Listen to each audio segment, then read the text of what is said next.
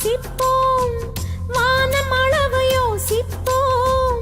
முயற்சி என்ற ஒன்றை மட்டும் மூச்சு போல சுவாசிப்போம். லட்சம் கனவு கண்ணோடு